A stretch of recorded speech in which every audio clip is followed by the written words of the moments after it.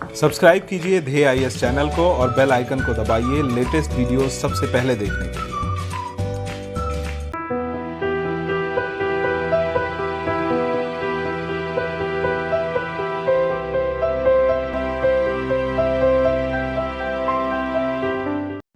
नमस्कार, मैं सुनील वर्मा ध्येय आईएएस टीम की ओर से आपका स्वागत करता हूं ध्येय टीवी पर। हम बात करेंगे डेली करंट अफेयर्स के अपने प्रोग्राम पर, जैसा कि हम प्रतिदिन करते आए हैं। आज की वीडियो में दो टॉपिक मैं डिस्कस करूंगा।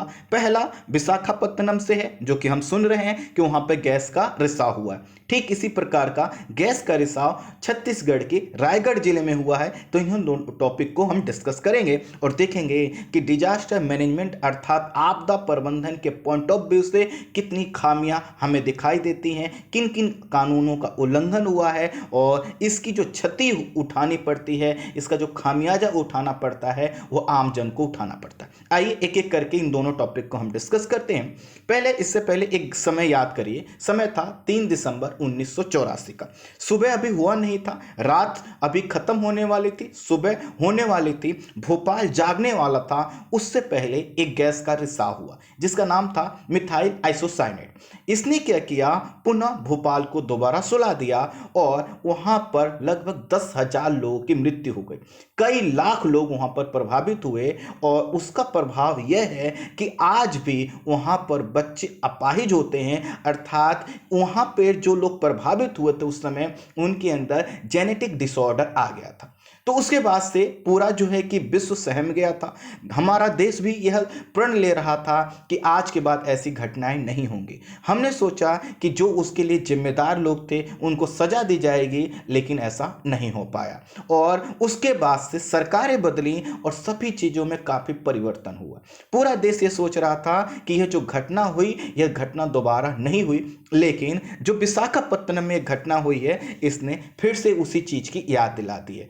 मंजर वहां पर भी एक ही जैसा था। भोपाल में जब घटना हुई तो लोग भाग रहे थे, आंखों में जलन हो रही थी, लोग पहचान नहीं पा रहे थे, पानी ढूंढ रहे थे, गड्ढे में कूद रहे थे, तालाब में कूद रहे थे, नाले में कूद रहे थे, लेकिन फिर भी बच नहीं पा रहे थे। अस्पतालों में 1 घंटे के अंदर हजारों लोग पहुंच गए, लेकिन इलाज की कोई व्यवस्था नहीं थी। जब तक टीम वहां पर कोई पहुंच पाती, रेस्क्यू कर पाती, तब तक कई हजार लोग अपने आप मर चुके थे और ऐसा ही मंजर हमें विशाखापत्तनम में देखने को मिला। तो आइए हम बात करते हैं विशाखापत्तनम के टॉपिक पे। यह इसलिए जरूरी था ताकि हम इसकी संवेदनशीलता को समझ सकें। ये देखिए आपकी स्क्रीन पर जो है कि आंध्र प्रदेश का मैप है और इसमें जो कलरफुल मैप दिखाई दे रहा है यही है आपका एक जिला जिसका नाम है विशाखापत्तनम। और मैं इसको आपको दिखा देता हूं। ये देखिए आपको पूरे जिले दिखाई दे जाएंगे और यहां पर आपको एक और जिला दिखाई दे रहा है जिसको मैं अब बीच में ला रहा हूं। ये देखिए आपका विशाखापत्तनम। विशाखापत्तनम की लोकेशन देखिए आपके लिए काफी महत्वपूर्ण है। यह आपको जो है कि समुद्र से लगा हुआ एक जिला दिखाई दे रहा है और जब समुद्र से लगा हुआ जिला है तो कहीं ना कहीं अगर यहां पर आधारभूत संरचना है तो इसका व्यापारिक महत्व बढ़ जाता है और इसी व्यापारिक महत्व के कारण क्या होता है, यहां पर कई प्रकार की आर्थिक गतिविधियां होती हैं। विशाखापत्तनम आंध्र प्रदेश के उत्तरी सरकार तट पर, अर्थात जो कोस्टल एरिया है आंध्र प्रदेश का, यह जो क्षेत्र है जहां पर विशाखापत्तनम जिला है, इसका जो तटीय क्षेत्र है इसको जाना जाता है उत्तरी सरकार तट के नाम से। ध्यान दीजिएगा। तो ये कौन सा है, नॉर्थ सरकार जो है कि कोस्टल एरिया में गोदावरी नदी के मुहाने के उत्तर में स्थित एक प्रमुख शहर है और यह आर्थिक रूप से जैसा कि मैंने बताया संपन्न जो है कि शहर माना जाता है। यहाँ पे एक बंदरगाह है जो भारत के सबसे अच्छे और महत्वपूर्ण बंदरगाहों में से और सबसे गहरे बंदरगाहों में से जाना जाता है। यह सबसे गहरा पोर्ट इसलिए मैंने उल्लेख किया क्योंकि जहाँ पर पोर्ट गहरे होते हैं वहाँ पर सिल्टिंग कम हो पाती है और सिल्टिंग अर्थात अवसादन की क्रिया जब कम होगी तो व्यापार के लिए हमेशा लगभग खुला रहता है। यह देश का जो है कि चौथा बड़ा बंदरगाह है। अब देखिए जब वहाँ पे पोर्ट है और आर्थिक क्रियाएं और अधिक होती हैं तो कहीं ना कहीं वहां पर क्या होगा, उद्योग होगा। इस पोर्ट को क्या किया गया था, 1933 में व्यापार के लिए खोला गया था और इसका जो कैचमेंट एरिया है वह कैचमेंट एरिया आंध्र प्रदेश के साथ साथ तमिलनाडु, पूर्वी मध्य प्रदेश और उड़ीसा तक फैला। अब आप प्रश्न करेंगे यह क्या है, तो फिर से ये मैप देखिए। ये देखिए आपको कर्नाटक, छत्तीसगढ़, उड़ीसा, नीचे तमिलनाडु, कर्नाटक ये सब दिखाई देंगे। इसका मतलब ये है कि इस शहर की जो गतिविधियां होती हैं उस पर सिर्फ और सिर्फ जो है कि आंध्र प्रदेश सरकार ही निर्भर नहीं है, बल्कि अगर कर्नाटका का जो पूर्वी भाग है, चाहे वह उड़ीसा का भाग हो या फिर तमिलनाडु का भाग हो, यहाँ के भी व्यापारों को डील करता है ये विशाखापत्तनम पोर्ट। इसलिए मैं ये सब चीज़ें बता रहा हूँ कि कई बार जब आपसे एग्जाम में पूछा जाता है तो आपको लगता है ये तो हम खबर पढ़े थे लेकिन हमको यह याद नहीं। यहाँ पर एक जो है कि पहाड़ी क्षेत्र है जो कि समुद्र से लगा हुआ है और इसका नाम है डॉल्फिन नोच। नोच का मतलब होता है नाक, जैसे कि एक पहाड़ी है जिसका नाम है डॉल्फिन, वो समुद्र की ओर निकला हुआ है। तो उसके वजह से क्या होता है कि जो मानसून की लहरें आती हैं समुद्र और समुद्र में जो लहरें उठती हैं उसके वजह से पोर्ट क्या होता है, इस सुरक्षित रहता है, उसको कोई नुकसान नहीं होता। यहाँ पर भारतीय नौसेना का पूर्वी कमांड का केंद्र भी है। अब इन सभी चीज़ों को बताने का मेरा उद्देश्य यह था कि मैं यह बताना चाहता हूँ कि यह जो आपका शहर है यहाँ पे इकोनॉमिक एक्टिविटी काफ़ी होती है, यहाँ पर भारतीय नौसेना का पूर्वी कमांड है। इससे यह पता चलता है कि यह जो शहर है डिजास्टर अर्थात आपदा से निपटने के लिए इसको तैयार रहना चाहिए था, लेकिन यह तैयार नहीं था। यहाँ पर अनेक प्रकार की वस्तुओं का निर्यात होता है। इसका मतलब यह है कि यहाँ पर पूरा प्रशासन काफ़ी बंदोबस्त होगा, सभी चीज़ों की तैयारियां होंगी और जब तैयारियां होंगी तो कोई आपदा आएगा तो उसका प्रभाव न्यूनतम होगा। लेकिन इस समय यह शहर जो है कि किसी और चीज़ के कारण में चर्चा में। यहाँ एक चीज़ और बता दूं, यहाँ के जो निवासी हैं इस शहर को विजाग के नाम से जानते हैं, इसीलिए आपने जो खबर देखा होगा वह विजाग गैस लीक के नाम से सुना होगा और इसको ईस्ट कोस्ट के गहना के रूप में जाना जाता है, अर्थात ज्वेल ऑफ ईस्ट कोस्ट के नाम से जाना जाता है। इसका मतलब जो पूर्वी तटीय क्षेत्र है उस पूर्वी तटीय क्षेत्रों में, कोस्टल एरिया में इस शहर का जो प्रभाव है या इसकी जो संपन्नता है वो काफ़ी ज़्यादा है। अब देखिए यहाँ हुआ क्या है। यहाँ पर प्लास्टिक के अनेक प्रकार के प्रोडक्ट बनाने वाली एक कंपनी है जिसका नाम है एलजी पॉलीमर्स इंडस्ट्री।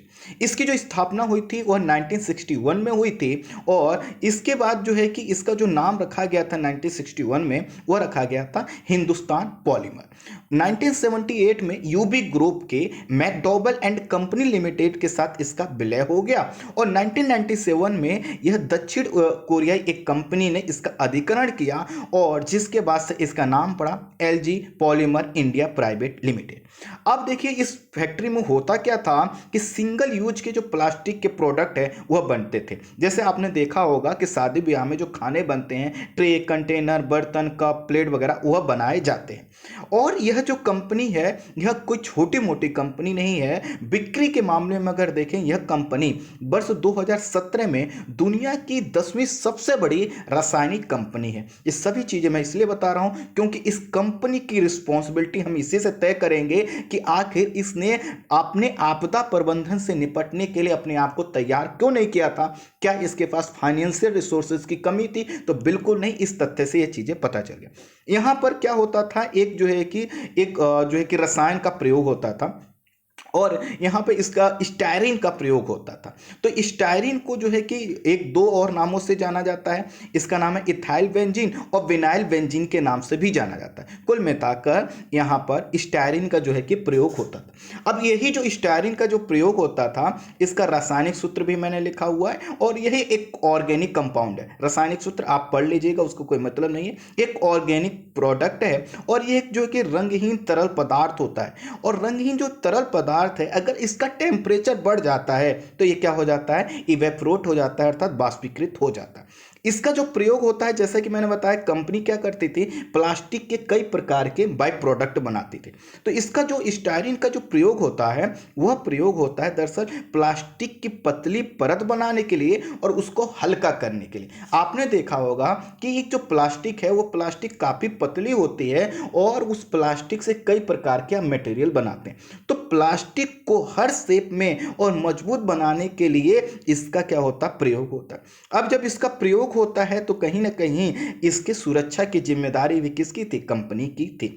वर्तमान समय में कि प्लास्टिक और उसके उत्पादों की बढ़ती मांग के कारण वर्ष 2018 में लगभग 35 मिलियन टन का इसका उत्पादन हुआ। और किसका इस उत्पादन हुआ? यह स्टायरीन का। तो मैं स्टायरीन इसलिए यूज कर रहा हूं शब्द क्योंकि इसको इसी रूप में ज़्यादा प्रोनाउंस किया जा रहा है। आप कुछ और नाम से प्रोनाउंस करते होंगे तो आप कर लीजिए।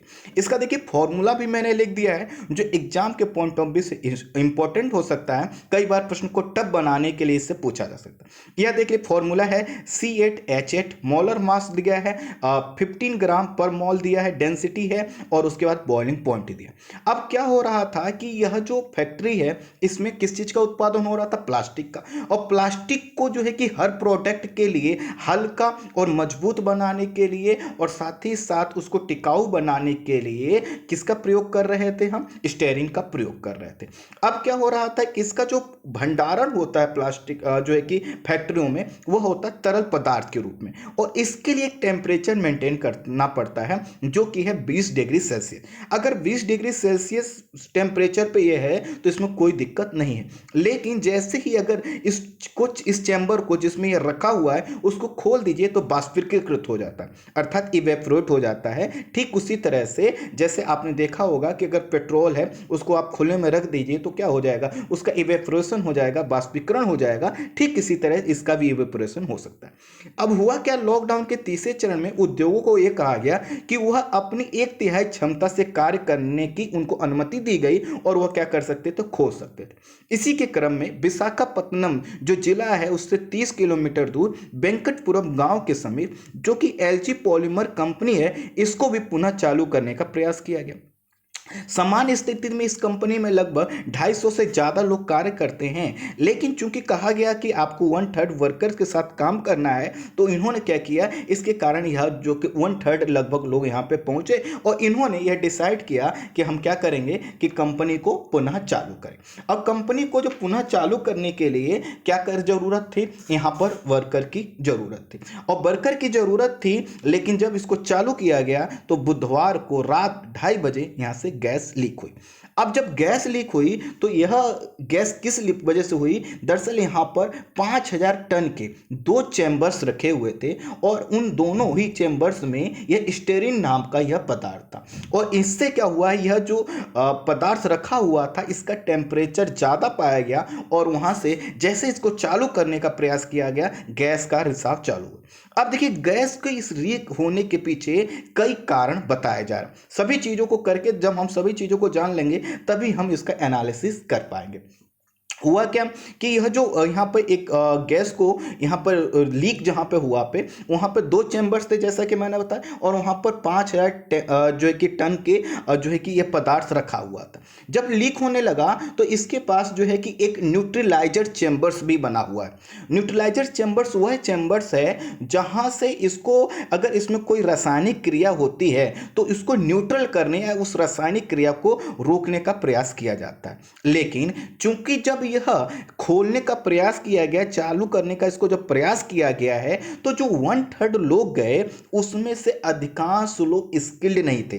तो पहला कारण यह बताया गया कि आखिर ये जो गैस लीक हुई है इसके पीछे पहला कारण यह बताया गया था कि यह गैर प्रशिक्षित लोगों के द्वारा चालू करने का प्रयास किया गया, इसके वजह से यह घटना हुई। दूसरा कारण यह बताया गया कि जो गैस के वाल्व था, जहां पे वाल्व का मतलब होता है ढक्कन, और उस चेंबर का जो वाल्व था वो धीरे धीरे कट गया था, खराब हो गया था और अपने आप उससे क्या हो गया? रिसाव होने लगा।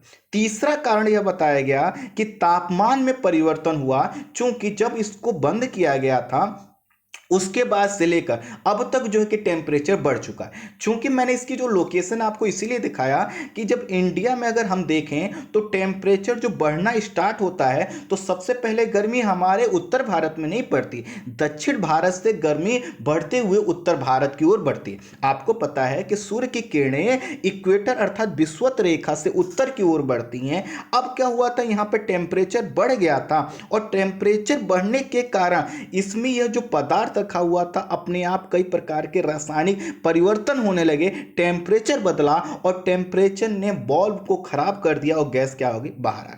एक और कारण बताया जा रहा, यहाँ पे ये कहा जा रहा है कि चूंकि यह जो चेंबर थे जिसमें यह पदार्थ रखा हुआ था, इसको ठंडा करने के लिए एक कूलेंट का जो है कि चेंबर्स था, वह कूलेंट का जो चेंबर्स था वह खराब हो गया था। इसके कारण जब रिसाव हुआ तो जो है कि इसको रोका नहीं जा सका। अब जब रिसाव हो गया तो यह जो समय था रिसाव का, यह काफ़ी उसी रूप में खतरनाक था जैसा कि हुआ था आपके भोपाल के समय। यह घटना जो हुई थी वह लगभग रात के समय हुई थी, लोग सो रहे थे। जैसे ही घटना हुई उस ये गैस का रिसाव हुआ पूरे वायुमंडल में, वहाँ पर लगभग 3 किलोमीटर के एरिया में, और अगर उससे पास में 2 किलोमीटर का एरिया देखें तो उसमें तो क्या हुआ था, वायुमंडल में एकदम पूरे वायुमंडल में धुंध छा गई, और धुंध इतनी ज़्यादा थी कि सड़कें भी नहीं दिख रही थी। और जब सड़कें नहीं दिख रही थी लोगों को होने लगी घुटन,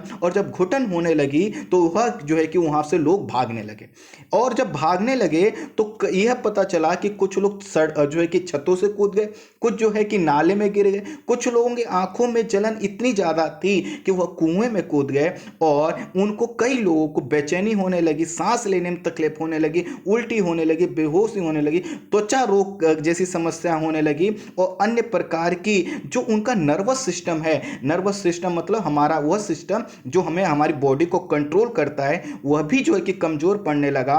और देखते ही देखते लोग जो है कि गिरने लगे, मवेशी लोग गिरने लगे। अर्थात यह सिर्फ व्यक्तियों पर इसका प्रभाव नहीं हो रहा था बल्कि जानवरों पर भी इसका प्रभाव हो रहा था। और जहां पे जो व्यक्ति था, जो भी उसके संपर्क में आया, वह क्या हो गया, बेहोश होने लगा, और सड़कों पे लोग जो भाग रहे थे वो भागते ही भागते गिरने लगे। कई वीडियो थे जिनको मैं यहाँ पे इसलिए नहीं दिखा रहा हूँ कि आप लोग थोड़ा सा इससे परेशान हो सकते हैं, क्योंकि परेशान होने वाली घटना ही है हमें। बस मैं ये सभी चीज़ें इसलिए बता रहा हूँ कि ताकि हम ये आज समझ लीजिए कि इस प्रकार की घटनाएं पहले भी हो चुकी हैं, लेकिन हम अभी भी इससे सीख नहीं लेंगे, क्योंकि हमारी फितरत में ये होता है कि कुछ समय बाद हम भूल जाते हैं, और जब तक हम भूलते हैं उससे काफ़ी पहले सरकारें इन सब चीज़ों को भूल चुकी होती हैं। खैर, देखते ही देखते मौत का आंकड़ा बढ़ने लगा, और अगर मैं सबसे कम आंकड़ा बताऊं तो लगभग जो है कि 11 लोगों की मौत हो चुकी है, और कई 100 लोग जो है कि बीमार हैं। यह जो आंकड़ा है बढ़ भी सकता है, क्योंकि इसमें कई जो है कि छोटे बच्चे हैं और जिनकी स्थिति क्या है, नाजुक बनी हुई है। कुल मिलाकर ये घटना पूरा दृश्य उसी प्रकार का था जिस प्रकार को 3 दिसंबर 1984 को घटित हुआ था, और वह जगह कहाँ था, भोपाल, और इस समय जो घटना हुई है वह कहां पे है, विशाखापत्तनम। स्थिति के नियंत्रण के लिए एनडीआरएफ, एसडीआरएफ, एनडीआरएफ का मतलब होता है नेशनल डिजास्टर रिलीफ फोर्स, और एसडीआरएफ का मतलब होता है स्टेट डिजास्टर रिलीफ फोर्स, और साथ ही साथ एनडीएमए अर्थात नेशनल डिजास्टर मैनेजमेंट अथॉरिटी और नौसेना की टीम भी वहां पर पहुंच गई। मैंने इसीलिए आपको बताया गया था कि यहाँ पर नौसेना का पूर्वी कमांड है।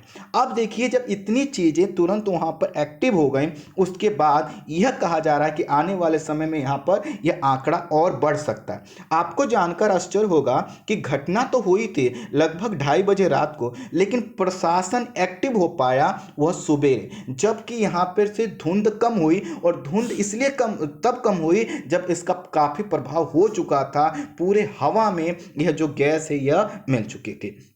हालांकि अब एक घटना दुखद ये भी सुनने में आई है कि कुछ मीडिया रिपोर्ट्स में भी कहा गया है कि गैस की जो है कि लीक की दोबारा भी वहां पे घटना हुई, हालांकि प्रशासन ने इसको नकार दिया। अब देखिए है क्या, कोविड-19 के कारण पहले ही से ही ज़्यादा वेंटिलेटर और अन्य चिकित्सक सामग्रियां वहां पर यूज हो रहे थे, और इसके कारण यह कहा जा रहा है कि आने वाले समय में जो लोग इससे इन्फेक्टेड हुए हैं, जो या क्रिटिकल कंडीशन में हैं, उनके लिए यह राहत सामग्री या जो है कि चिकित्सक जो उपचार हैं वो बहुत अच्छे तरीके से नहीं मिल पा रहे हैं, और संख्या बढ़ सकती। फिर से अब आइए कंपनी पर और इसकी जो है कि इस शहर के आर्थिक महत्व पर। इस शहर का मैंने आर्थिक महत्व और पूरा पोर्ट का कंस्ट्रक्शन इसीलिए बताया कि जो पोर्ट इंडिया का सबसे बड़ा चौथा पोर्ट माना जाता है, वहाँ की मेडिकल फैसिलिटी भी एक छोटी सी मानवीय आपदा को रोकने में सक्षम नहीं है। मैं छोटी इसलिए कह रहा हूँ क्योंकि ये सिर्फ एक जो है कि फैक्ट्री में घटना हुई है। सोचिए अगर कुछ ऐसी घटनाएं ज़्यादा हो जाती तो हमारे लिए कितना बड़ा दुखद होता। कुल मिलाकर यह हुआ कि जो कि यह पूरा जो गैस का रिसाव हुआ उसके वजह से काफ़ी ज़्यादा जनधन की हानि हो चुकी है। Centre for science and environment की तरफ से यह भी कहा गया है कि यह गैस अभी भी हवा में मौजूद है और यह ऑक्सीजन के साथ क्रिया करके यह और घातक रूप धारण कर सकती है। इसलिए वहां का जो 2 किलोमीटर का रेडियस का क्षेत्र है वहां से तुरंत लोगों को हटाया जाए।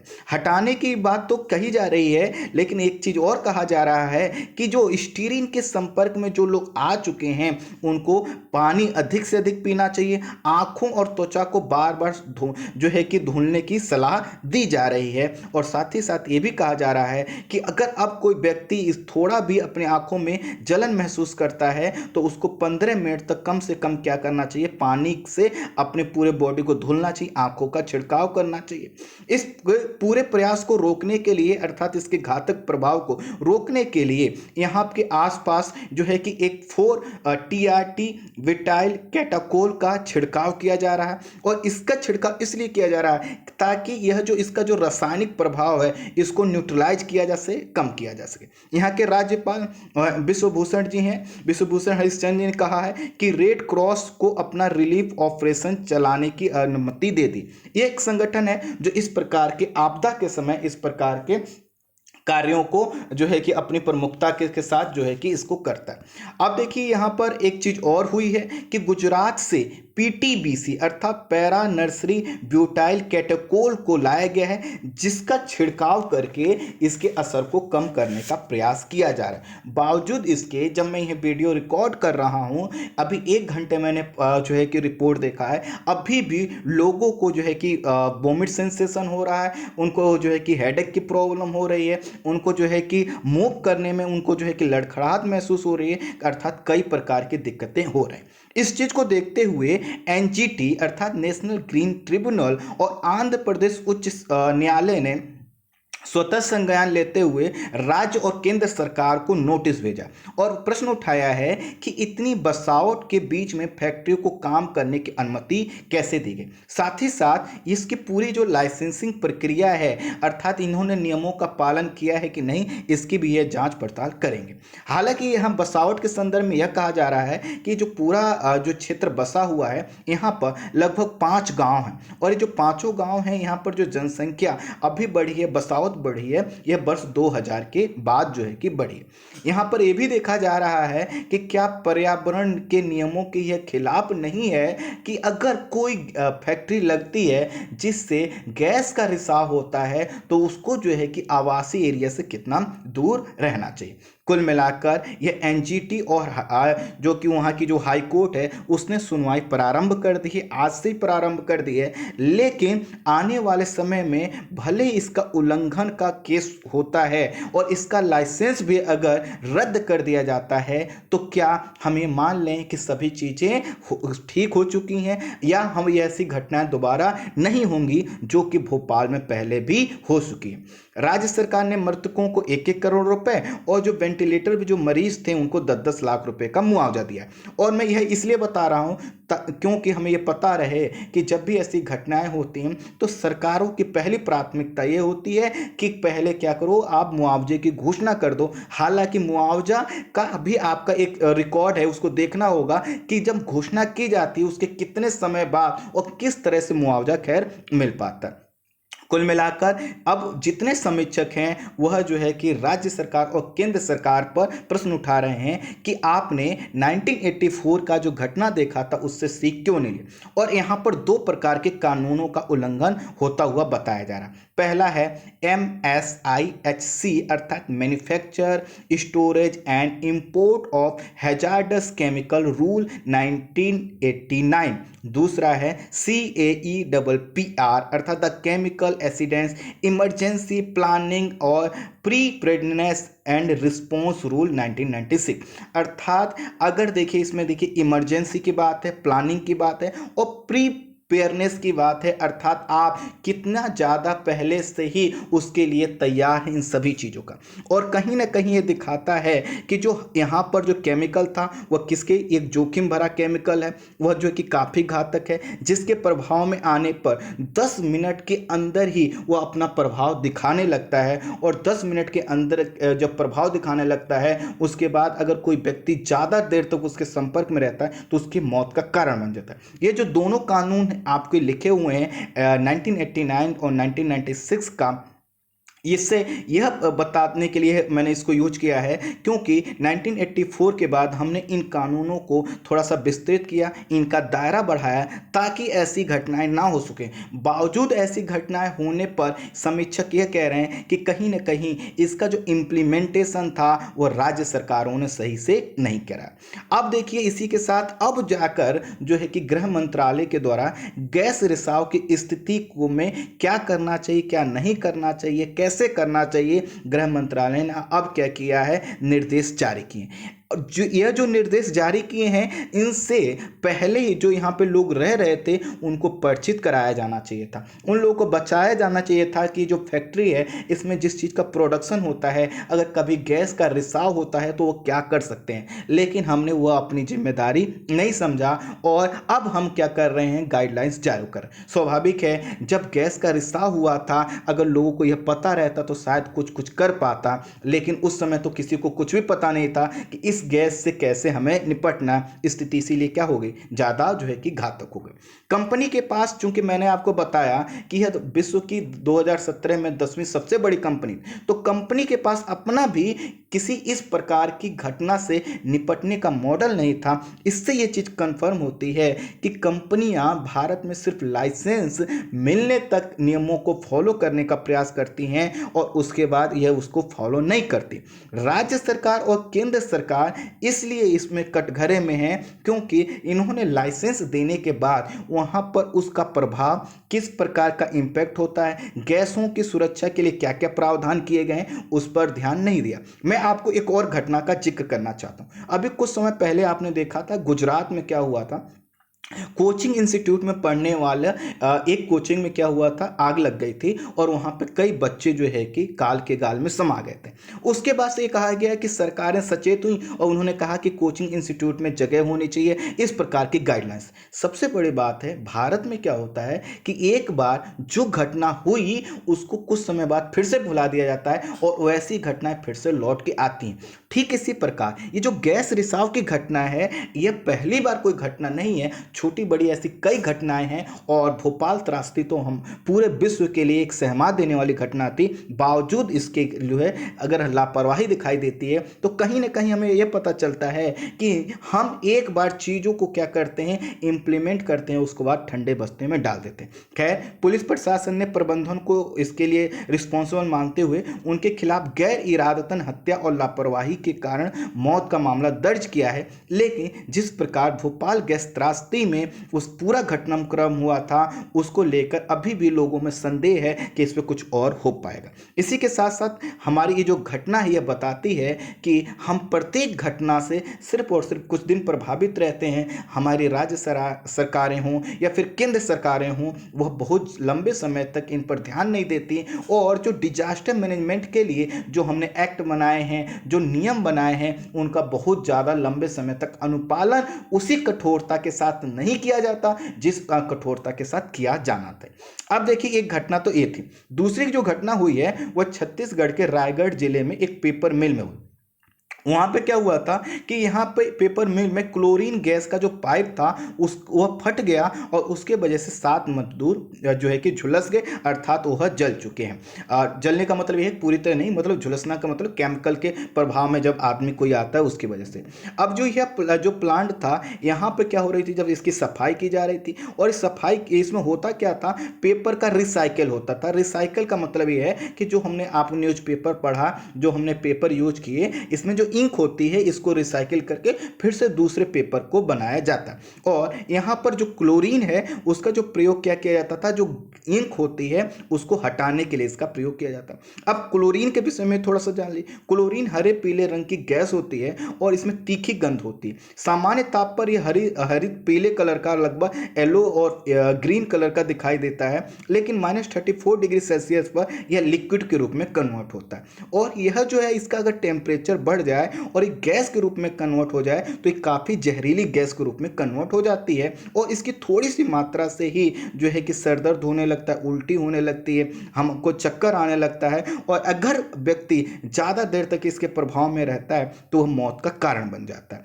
यह जो है कि जल जो वाटर होता है उसमें डिजॉल्व हो सकता है, घुल सकता है, और जब उसके साथ घुल जाएगा तो फिर से एक जो कि हाइड्रोक्लोरिक एसिड बनाता है, अम्ल बनाता है, जो कि वो भी क्या है अपने आप में घातक।